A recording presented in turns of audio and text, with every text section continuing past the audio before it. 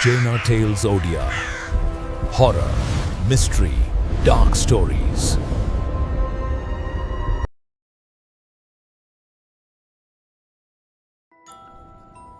नमस्कार दर्शक बंधु आज आउ एक कहानी आपण मान बहुत स्वागत। आम ओडिशा रे एमिति अनेक रास्ता अच्छी जोठी दिन बेले यात्रा कले बहुत सुंदर लगे, किंतु सूर्य अस्त हेबा परे सेही रास्तार पिच गुड़िक जेमिति चमद्वार जीवा भली पलटि जाए। आज आम कथा हवा स्टेट हाईवे 10 मतलब SH10 विषय।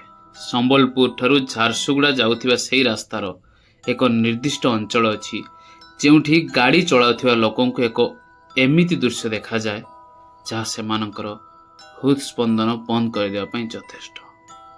हाँ आज्ञा, यह हूँ से कटा मुंडर रहस्य।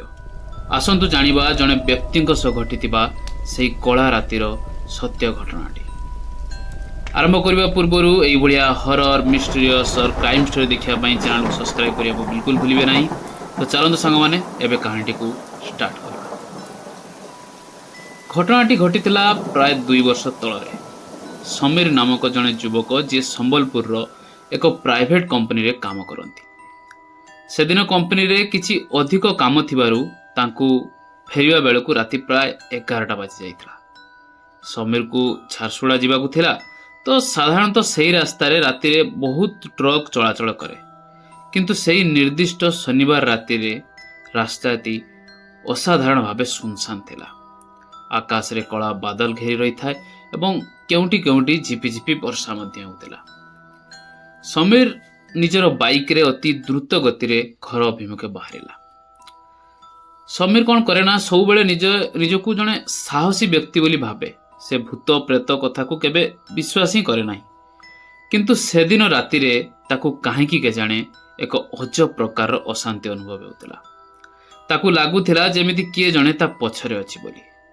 से जेतेबेले बाइक रो मिरर मतलब साइड मिरर रे पछकू चाहुथिले सेठारे केवल अंधकार छड़ा किछि देखा जाउ नथिला। पवन एते जोर से बहुथिला जे समीर को बाइक मझिरे मझिरे भारसाम्य हरे दउथला। से निजर हेलमेट भितर केवल निजर निश्वास नेबार शब्द ही शुणी पारुथिले। हाईवे रो एक निर्दिष्ट बांक परे घंच अरण्य माने जंगलिया अरण्य आरंभ हो जाए। सही जगार पहुंचवा मात्र के समीर रो बाइक रो हेडलाइट धीरे धीरे कमिबा को लागिला। से प्रथमे भाबिला बोधुए बैटरी रे किछि असुविधा अछि। से गाड़ी रो गति टिके टिके टिके धीर कला। हठात से ही सुनसान रास्ता रे ताकू एक अजब शब्द सुबिला। केही जने हसुथिबार शब्द। सेही हसटी मनीषर नथिला, ताहा थिला अति कर्कश और रहस्यमय हस। समीर प्रथमे भाबिला बोधुए पवनर शब्द किंबा कोनोसी जंतुर शब्द हेई थाई पारे, किंतु सेही शब्दटी धीरे धीरे तांकर कान रे खूब निकट रे आसीबाकू लागिला। समीर निजर मन को स्थिर करने को चेष्टा कला। से मने मने हनुमान चालीसा पाठ करने आरंभ कला, किंतु सेतिकी बेले ता बाइक रो चका तले गोटे कौन कौन बाजिला। ताकू लागिला से कौनसी एक पत्थर किंबा काठ उपरे गाड़ी चलाई रही। से ब्रेक मारी गाड़ी अटकाइला और टॉर्च जलाई देखिला रास्ता उपरे किछि नथिला, केवल एक रक्ताक्त कपड़ा खंड पड़ी था। समीर को भितर एक भयंकर शिहरण खेलीगला। से बुझी पारला नहीं जे सुनसान रास्ता रे ई रक्ताक्त कपड़ा केउट आसिला। सही मुहूर्त रे परिवेशटी एते शीतल हो जाइतिला जे ता देहरे जेमती कंटा हो जाउतिला, पूरा ठंडा हो जाइतिला सतरे परिवेश। समीर जेतेबेले पुणी गाड़ी स्टार्ट करने को चेष्टा कला, से लक्ष्य कला जे कि रास्तार मझिरे किछि गोटे गोड़ी गोड़ी गोड़ी गोड़ी ता पाखकू आसुछि। से बाइक रो हेडलाइट से आड़ को मारिला और सी जहाँ देखिला ता देखिबा पई से सेतेबेले को बिल्कुल प्रस्तुत नथिला। सेठारे कोनोसी बॉल किंबा पत्थर नथिला, ताहा थिला एक मनीषर कटा मुंड। सेई मुंडटी रास्ता उपरे गोड़ी गोड़ी ता आड़ को आसुथाए। तार बाल गुड़िक रक्त रे भिजिथिला और से तार 2टी आखि संपूर्ण भावे धड़ा पड़ी जाइथिला। सबुठारु भयंकर कथा थिला जे सेई कटा मुंडटी हसुथिला। ସମୀରଙ୍କ ପାଟିରୁ ଏସବୁ ଦେଖି ଚିତ୍କାର ବାହାରିଲା ନାହିଁ। ସେ ସେଇଠି ପଥର ପାଲଟି ଗଲେ। ସେଇ ମୁଣ୍ଡଟି ତା ବାଇକ୍ର ଟାୟାର ପାଖରେ ଆସି ଅଟକିଗଲା ଆଉ ଧୀରେ ଧୀରେ ଉପରକୁ ଚାହିଁଲା। ସମୀର ଦେଖିଲେ ଯେ ସେଇ ମୁଣ୍ଡର ତଳ ଅଂଶରୁ ଏବେ ବି ତାଜା ରକ୍ତ ନିଗିଡ଼ିଛି। ସେଇ ଆତ୍ମାଟି ନିଜର ମୁହଁ ଖୋଲି କହିଲା, ଭାଇ ମୋତେ ଟିକେ ସାହାଯ୍ୟ କରିବୁ? ମୋର ଶରୀରଟି କୁଆଡ଼େ ହଜିଯାଇଛି। ସମୀରର ମୁଣ୍ଡ ବୁଲାଇବାକୁ ଲାଗିଲା। ସେ ବୁଝିପାରିଲେ କି ସେ ଆଜି ଯମର ସାମ୍ନା କରୁଛନ୍ତି। ସେଇ କଟା ମୁଣ୍ଡଟି ହଠାତ୍ ରାସ୍ତା ଉପରୁ ଡେଇଁ ସମୀରର ବାଇକ୍ ଉପରେ ହ୍ୟାଣ୍ଡେଲ ଉପରେ ଆସି ବସିଗଲା। ସମୀର ନିଜ ଆଖି ଆଗରେ ସେଇ ମୃତ୍ୟୁର ରୂପ ଦେଖି ସେଠି ବେହୋସ ହେଇଗଲେ। ସମୀର ଯେତେବେଳେ ସେଇ କଟା ମୁଣ୍ଡକୁ ନିଜ ବାଇକ୍ର ହ୍ୟାଣ୍ଡେଲ ଉପରେ ଦେଖିଲେ, ତାଙ୍କ ମସ୍ତିଷ୍କ ବିଲକୁଲ କାମ କରିବା ବନ୍ଦ କରିଦେଲା। କିନ୍ତୁ ଆମକୁ ପ୍ରଥମେ ଜାଣିବାକୁ ହେବ ଯେ ଷ୍ଟେଟ୍ ହାଇୱେ 10 ବା SH10ର ସେଇ ନିର୍ଦ୍ଦିଷ୍ଟ ଅଞ୍ଚଳ କାହିଁକି ଏତେ ଭୟଙ୍କର।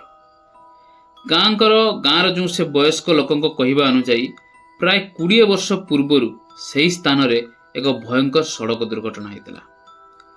ଏକ ଲୁହା ବୋଝେଇ ଟ୍ରକ୍ ଏବଂ ଛୋଟ କାର୍ ମଧ୍ୟରେ ମୁହାଁମୁହିଁ ଧକ୍କା ହୋଇଥିଲା। ଆଉ ସେହି କାର୍ ଭିତରେ ଥିବା ଜଣେ ଯୁବକଙ୍କର ମୁଣ୍ଡ ଟ୍ରକ୍ର ଏକ ଧାରୁଆ ଲୁହା ପାତିଆରେ ବାଜି ଶରୀରରୁ ସମ୍ପୂର୍ଣ୍ଣ ଭାବେ ଅଲଗା ହୋଇ କିଛି ଦୂରରେ ଛିଟକି ପଡ଼ିଥିଲା। କୁହାଯାଏ ଯେ ସେହି ଦୁର୍ଘଟଣା ପରେ ସେହି ଯୁବକର ଶରୀର ମିଳିଥିଲା, କିନ୍ତୁ ତାର ସେହି କଟା ମୁଣ୍ଡଟି ସେହି ଘଞ୍ଚ ଜଙ୍ଗଲ ଆଉ ଅନ୍ଧାର ଭିତରେ କୋଉଠି ହଜି ଯାଇଥିଲା। ପୋଲିସ ଏବଂ ସ୍ଥାନୀୟ ଲୋକ ବହୁତ ଖୋଜାଖୋଜି କରିବା ପରେ ମଧ୍ୟ ସେ ମୁଣ୍ଡ ମିଳିନଥିଲା। ସେହି ଦିନଠାରୁ ସେହି ଅତୃପ୍ତ ଆତ୍ମା ନିଜ ମୁଣ୍ଡ ଖୋଜିବା ପାଇଁ ସେହି ରାସ୍ତାରେ ବୁଲୁଛି। ଯେଉଁମାନେ ରାତି ଅଧରେ ଏହି ସ୍ଥାନରେ ଏକା ଯାଆନ୍ତି ସେମାନଙ୍କୁ ସେହି କଟା ମୁଣ୍ଡ ଦେଖାଯାଇଥାଏ। ଲୋକେ କୁହନ୍ତି ସେହି ଆତ୍ମା କାହାର କ୍ଷତି କରିବାକୁ ଚାହେଁନି, କିନ୍ତୁ ତାର ସେହି ଭୟଙ୍କର ରୂପ ଦେଖି ଅନେକ ଗାଡ଼ି ଚାଳକ ଭାରସାମ୍ୟ ହରାଇ ଦୁର୍ଘଟଣାର ଶିକାର ହୁଅନ୍ତି। ସେହି ରାସ୍ତାଟି ଆଜି ବି ମୃତ୍ୟୁର ଏକ ମାୟାଜାଲ ଭଳି ବିଛାଡ଼ି ହୋଇ ପଡ଼ିଛି। ଏବେ ଆସିବା ସମୀର କଥା। ସମୀର ଯଦିଓ ବେହୋସ ହୋଇ ପଡ଼ିଥିଲେ, କିନ୍ତୁ ତାଙ୍କର ଅବଚେତନ ମନରେ ସେ କିଛି ଅଜବ ଦୃଶ୍ୟ ଦେଖୁଥିଲେ। ତାଙ୍କୁ ଲାଗୁଥିଲା ଯେମିତି ସେହି କଟା ମୁଣ୍ଡଟି ତାଙ୍କ ସହ କଥା ହେଉଛି। ସେହି ସ୍ୱରଟି ମଣିଷର ନଥିଲା, ତାହା ଥିଲା ଏକ କର୍କଶ ଆଉ ଥରିଲା ଭଳିଆ ସ୍ୱର। ସେ ଆତ୍ମାଟି କହୁଥିଲା, ମୋତେ ମୋ ଘରକୁ ନେଇ ଚାଲ, ମୋ ମା ମୋ ପାଇଁ ଅପେକ୍ଷା କରିଛି। ସମୀରକୁ ତାଙ୍କ ଚାରିପାଖରେ କେବଳ ରକ୍ତ ଆଉ ଅନ୍ଧାର ଦେଖାଯାଉଥିଲା। ତାକୁ ଲାଗୁଥିଲା ଯେମିତି ସେହି ଅଭିଶପ୍ତ ହାଇୱେ ତାଙ୍କୁ ଭିତରକୁ ଟାଣି ନେଉଛି। ପବନର ଶବ୍ଦ ଏବେ ଏକ ଶବ୍ଦରେ ପରିବର୍ତ୍ତନ ହୋଇଯାଇଥିଲା। କିଛି ସମୟ ପରେ ସମୀରଙ୍କର ଯେତେବେଳେ ଚେତା ଫେରିଲା, ସେ ଦେଖିଲେ ସେ କଟା ମୁଣ୍ଡଟି ତାଙ୍କ ଛାତି ଉପରେ ବସିଛି।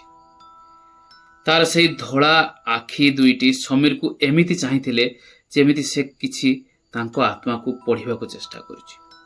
ସମୀରଙ୍କ ଶରୀର ସେତେବେଳକୁ ପୁରା ଜଡ଼ ପାଲଟି ଯାଇଥିଲା। ଯିଏ ହେଲେ ବି ସେତେବେଳକୁ ଡରିକି ତା ଅବସ୍ଥା ବାରବାଜି ଯାଇଥିବ। ସେ ଚାହିଁ ମଧ୍ୟ ନିଜ ହାତ ହଲାଇ ପାରୁନଥିଲେ। ଆଉ ସେହି ମୁଣ୍ଡଟି ତାର ମୁହଁ ଖୋଲି ଏକ ଭୟଙ୍କର ହସ ହସିଲା ଆଉ ତାର ରକ୍ତାକ୍ତ ଜିଭ ବାହାର କରି ସମୀରଙ୍କ ମୁହଁକୁ ଚାଟିବାକୁ ଲାଗିଲା। ସେହି ଲାଳର ଗନ୍ଧ ଏତେ ଭୟଙ୍କର ଥିଲା ଯେ ସମୀରକୁ ବାନ୍ତି ହେଇଗଲା। ତାଙ୍କୁ ଲାଗିଲା ଯେମିତି ସେ ମୃତ୍ୟୁର ଅତି ନିକଟରେ ଅଛନ୍ତି। ସେ ଆତ୍ମାଟି କହିଲା, ତୁ ଡରୁଛୁ କାହିଁକି? ମୁଁ ତ କେବଳ ତୋ ସାହାଯ୍ୟ ଚାହୁଁଛି। ହଠାତ୍ ସେହି କଟା ମୁଣ୍ଡଟି ସମୀରଙ୍କ ଛାତିରୁ ଟେହିଁ ରାସ୍ତା ଉପରକୁ ଗଲା ଆଉ ଧୀରେ ଧୀରେ ବଡ଼ ହେବାକୁ ଲାଗିଲା। ତାର ଚେହେରା ଏବେ ଅଧିକ ବିକୃତ ଦେଖାଯାଉଥିଲା। ସମୀର ଦେଖିଲେ କି ସେହି କଟା ମୁଣ୍ଡର ଚାରିପଟେ ଅନ୍ୟ କିଛି ଅଦୃଶ୍ୟ ଆକୃତି ମଧ୍ୟ ବୁଲୁଛନ୍ତି। ସେମାନେ ଯେମିତି ସେହି କଟା ମୁଣ୍ଡର ରକ୍ଷାକାରୀ। ହାଇୱେ ଲାଇଟ୍ ଗୁଡ଼ିକ ଝପ୍ ଝପ୍ ହୋଇ ଜଳିବା ଏବଂ ନିଭିବା ଆରମ୍ଭ ହେଲା।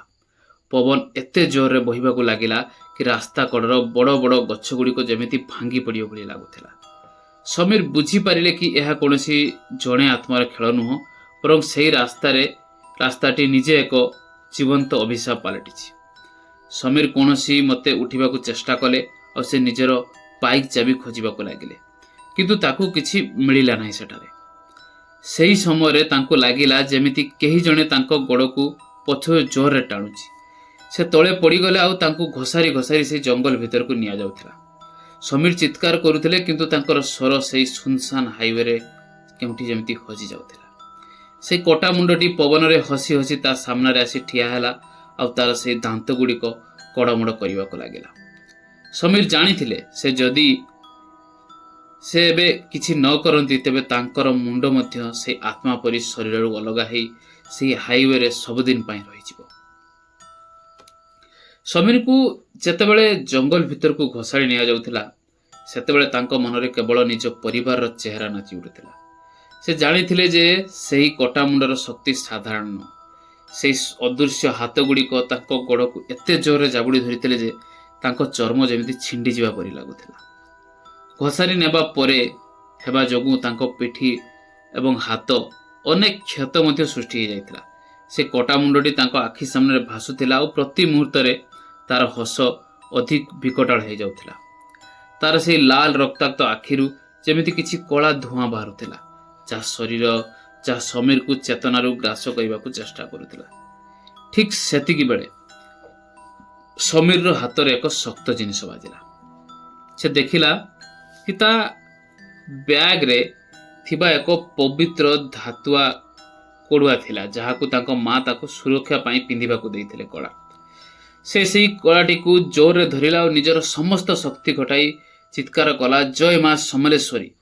ସେହି ନାମ ଉଚ୍ଚାରଣ କରିବା ମାତ୍ରେ ସେହି ଅଞ୍ଚଳରେ ଏକ ଅଦ୍ଭୁତ କମ୍ପନ ସୃଷ୍ଟି ହେଲା ଆଉ ସେହି ଅଦୃଶ୍ୟ ହାତ ଗୁଡ଼ିକ ହଠାତ୍ ସମୀରକୁ ଛାଡ଼ିଦେଲେ। ସେହି କଟା ମୁଣ୍ଡଟି ଏକ ଯନ୍ତ୍ରଣାଦାୟକ ଚିତ୍କାର କଲା ଆଉ କିଛି ଦୂରରେ ଛିଟକି ପଡ଼ିଲା। ସମୀର ଅନୁଭବ କଲେ ଯେ ତାଙ୍କ ଚାରିପାଖରେ ଥିବା ସେହି କଳା ଧୂଆଁ ଧୀରେ ଧୀରେ ଫାଟି ଯାଉଛି। ସମୀର କୌଣସି ମତେ ଉଠିଲେ ଆଉ ଦୌଡ଼ିବାକୁ ଲାଗିଲେ। ସେହି ସମୟରେ ଦୂରରେ ଏକ ଟ୍ରକ୍ର ହେଡଲାଇଟ୍ ଦେଖାଗଲା। ସେ ପାଗଳଙ୍କ ଭଳି ହାତ ଦେଖାଇଲେ। ଟ୍ରକ୍ ଡ୍ରାଇଭର ଜଣକ ଗାଡ଼ି ଅଟକାଇଲେ ଆଉ ସମୀରକୁ ସେହି ରକ୍ତାକ୍ତ ଅବସ୍ଥାରେ ଦେଖି ଆଶ୍ଚର୍ଯ୍ୟ ହୋଇଗଲେ। ମାତ୍ର କିଛି ମିନିଟ୍ ଭିତରେ ସେହି କଟା ମୁଣ୍ଡ ଆଉ ସେହି ଜଙ୍ଗଲର ଅନ୍ଧାର ଯେମିତି କେଉଁଆଡ଼େ ଗାୟବ ହୋଇଗଲା। ଡ୍ରାଇଭର ଜଣକ ସମୀରକୁ ଗାଡ଼ି ଭିତରକୁ ନେଲେ ଆଉ ତାକୁ ପାଣି ପିଇବାକୁ ଦେଲେ। ସେହି ଅଭିଜ୍ଞ ଡ୍ରାଇଭର ଜଣକ କହିଲେ, ବାବୁ ତୁମେ ବହୁତ ଭାଗ୍ୟବାନ। ଏହି ରାସ୍ତାର 10 କିଲୋମିଟର ଭିତରେ ଆଜି ପର୍ଯ୍ୟନ୍ତ ଅନେକ ଲୋକ ନିଖୋଜ ହୋଇଯାଇଛନ୍ତି। ଲୋକେ କୁହନ୍ତି ଯେ ସେହି କଟା ମୁଣ୍ଡ ଯାହାକୁ ଥରେ ଧରେ ତାକୁ ନିଜ ଦୁନିଆକୁ ନେଇଯାଏ। ସମୀର ସେହି ରାତି ସାରା ସେହି ଟ୍ରକ୍ରେ ବସି ରହିଲେ। ପରଦିନ ସକାଳେ ଯେତେବେଳେ ସେ ନିଜର ବାଇକ୍ ଖୋଜିବାକୁ ଗଲେ, ସେ ଦେଖିଲେ ଯେ ତାଙ୍କ ବାଇକ୍ ସେହି ହାଇୱେ କଡ଼ରେ ପଡ଼ିଛି, କିନ୍ତୁ ତାଙ୍କର ସିଟ୍ ପାଖରେ କୌଣସି ପଶୁର ନଖ ଚିହ୍ନ ନୁହଁ, ବରଂ ଜଣେ ମଣିଷର ଦାନ୍ତ କାମୁଡ଼ା ଚିହ୍ନ ଥିଲା। ସମୀର ସେହି ଦିନଠାରୁ ସମ୍ପୂର୍ଣ୍ଣ ରୂପେ ବଦଳିଗଲେ। ସେ ଆଉ କେବେ ବି ରାତିରେ ସେହି ହାଇୱେ ଦେଇ ଯାତ୍ରା କରନ୍ତି ନାହିଁ। ତାଙ୍କୁ ଲାଗେ କି ସେହି କଟା ମୁଣ୍ଡ ଆଜି ବି ସେହି ମାଇଲ ଖୁଣ୍ଡ ପାଖରେ ଗଡ଼ୁଛି ଆଉ କୌଣସି ଏକ ନୂଆ ଯାତ୍ରୀକୁ ଅପେକ୍ଷା କରୁଛି। ତ ସାଙ୍ଗମାନେ, ଏହି ଘଟଣାଟି ଘଟିବା ପରେ ସମୀର ସେହି ଅଞ୍ଚଳର ପୁରୁଣା ତାନ୍ତ୍ରିକକୁ ଭେଟିଲେ। ସେ ଜାଣିବାକୁ ପାଇଲେ କି ସେହି ଦୁର୍ଘଟଣାରେ ମରିଥିବା ଯୁବକଙ୍କର ମୁଣ୍ଡ ମିଳିନଥିବାରୁ ତାଙ୍କର ଶେଷକୃତ୍ୟ ସଠିକ୍ ଭାବେ ହୋଇପାରିନଥିଲା। ସେହି ଅତୃପ୍ତ ଆତ୍ମା ନିଜର ଶରୀର ଖୋଜି ହାଇୱେରେ ବୁଲୁଛି। କୁହାଯାଏ କି ଯେଉଁଦିନ କେହି ଜଣେ ସେହି କଟା ମୁଣ୍ଡ ପାଇଁ ତାକୁ ସଠିକ୍ ଭାବେ ସଂସ୍କାର କରିବ ତା ମୁଣ୍ଡର, ସେହିଦିନ ହିଁ ସେ ଅଭିଶପ୍ତ ହାଇୱେ ମୁକ୍ତ ହେବ। କିନ୍ତୁ ସେହି ଘଞ୍ଚ ଜଙ୍ଗଲ ଆଉ ଅନ୍ଧକାର ମଧ୍ୟରେ ସେହି ମୁଣ୍ଡକୁ ଖୋଜିବା କାହା ପକ୍ଷରେ ସମ୍ଭବ ନୁହଁ। ସେଥିପାଇଁ ଷ୍ଟେଟ୍ ହାଇୱେ 10 ଆଜି ବି ଓଡ଼ିଶାର ସବୁଠାରୁ ଭୟଙ୍କର ଘୋଷ୍ଟ ହାଇୱେ ଭାବେ ପରିଚିତ। ତେଣୁ ବନ୍ଧୁଗଣ, ଆଜିର କାହାଣୀ ଆପଣଙ୍କୁ କିଛି ଶିକ୍ଷା ଦେଉଛି। ଯଦି କ'ଣ ଦେଉଛି କି ହାଇୱେରେ ଗାଡ଼ି ଚଳାଇବା ବେଳେ କେବଳ ରାସ୍ତା ନୁହଁ, ବରଂ ଆମ ଚାରିପଟେ ଥିବା ଅଦୃଶ୍ୟ ଶକ୍ତି ମଧ୍ୟ ସମ୍ମାନ ଦେବା ଉଚିତ। ସେହି କଟା ମୁଣ୍ଡ ହୁଏତ ଆପଣଙ୍କୁ ବି ଦେଖାଯାଇପାରେ। ଯଦି କେବେ ରାତି ଅଧରେ ରାସ୍ତା ଉପରେ କୌଣସି ଗୋଲ ଜିନିଷ ଗଡ଼ୁଥିବାର ଦେଖନ୍ତି, ତେବେ ଗାଡ଼ି ଅଟକାନ୍ତୁ ନାହିଁ, ବରଂ ଗତି ବଢ଼ାଇ ସ୍ଥାନରୁ ଚାଲିଯାଆନ୍ତୁ। କାରଣ ହୁଏତ ସେହି ଆତ୍ମା ଆପଣଙ୍କ ଶରୀରକୁ ନିଜର କରିବାକୁ ଚାହୁଁଛି। ସାବଧାନ ରୁହନ୍ତୁ, ସତର୍କ ରୁହନ୍ତୁ। ନମସ୍କାର, ପୁଣି ଦେଖା ହେବ ଆଉ ଏକ କାହାଣୀ ସହିତ। ସେତେ ପର୍ଯ୍ୟନ୍ତ ବାଏ ବାଏ, ଟେକ୍ କେୟାର।